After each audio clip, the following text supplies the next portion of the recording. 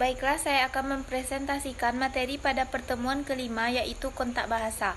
Video ini bertujuan untuk memenuhi ujian tengah semester di mata kuliah Sosiolinguistik yang diampu oleh Ibu dosen Dr. Siti Ainim Liusti M.Hum. Yang pertama, pengertian kontak bahasa.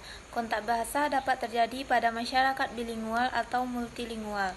Menurut Thomson, kontak bahasa adalah penggunaan lebih dari satu bahasa dalam tempat dan waktu yang sama. Adanya kontak bahasa ini dapat mengakibatkan terjadinya transfer bahasa. Artinya, adanya pemindahan dan peminjaman unsur-unsur dari satu bahasa ke bahasa yang lainnya.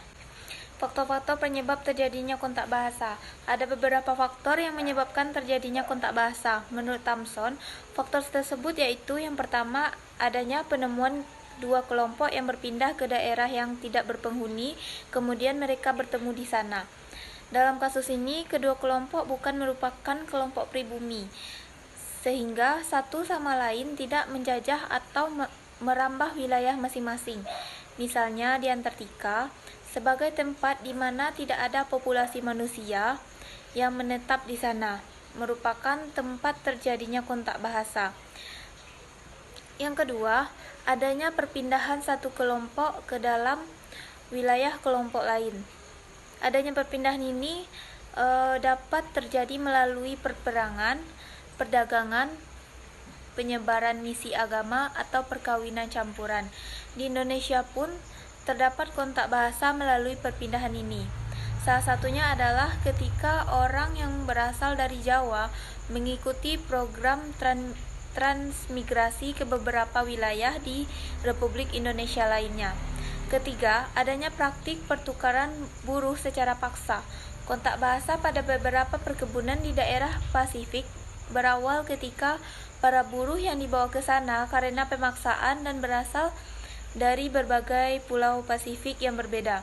Keempat, adanya hubungan budaya yang dekat antar sesama tetangga lama. Faktor kontak bahasa yang satu ini menjelaskan pada kita bahwa kita tidak mencari mengenai asal-usul adanya kontak.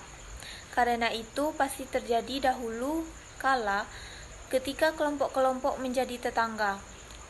Terakhir, adanya pendidikan atau yang biasa disebut kontak belajar. Di zaman modern ini, bahasa Inggris menjadi language friends, di mana semua orang di seluruh dunia harus mempelajari bahasa Inggris jika mereka ingin belajar fisika, mengerti percakapan-percakapan dalam film. Materi selanjutnya, akibat adanya kontak bahasa. Menurut Chair dan Agustina, peristiwa-peristiwa kebahasaan yang mungkin terjadi sebagai akibat adanya kontak bahasa, yaitu bilingualisme, diglosia, alih kode, campur kode, interferensi, integrasi, dan pergeseran bahasa. Yang pertama, bilingualisme.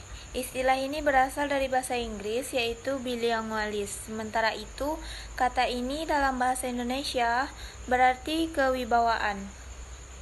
Secara umum, bilingualisme diartikan sebagai penggunaan dua bahasa oleh seorang penutur dalam pergaulannya dengan orang lain secara bergantian.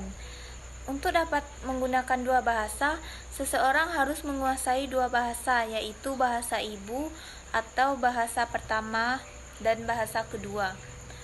Orang yang dapat menggunakan dua bahasa disebut bilingual. Sedangkan kemampuan untuk menggunakan dua bahasa disebut bilingualitas atau kewibahasawan.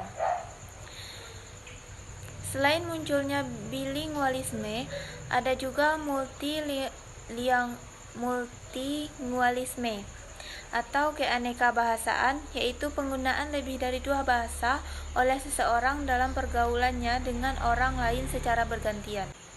Yang kedua yaitu diglosia. Diglosia adalah keadaan suatu masyarakat yang di dalamnya terdapat dua variasi atau lebih dari satu bahasa yang hidup berdampingan dan masing-masing mempunyai peran tertentu. Ketiga yaitu alih kode. Alih kode adalah peralihan dari satu bahasa ke bahasa yang lain karena adanya beberapa faktor. Yang keempat, campur kode. Campur kode adalah pemakaian satu bahasa, tetapi di dalamnya terdapat serpihan-serpihan bahasa lain. Yang kelima yaitu interferensi. Menurut Weinreich dalam Chair dan Agustina, interferensi adalah perubahan sistem suatu bahasa berkaitan dengan adanya persentuhan bahasa tersebut dengan unsur-unsur bahasa yang lain yang dilakukan oleh penutur yang bilingual. Sekian materi dari saya. Assalamualaikum warahmatullahi wabarakatuh.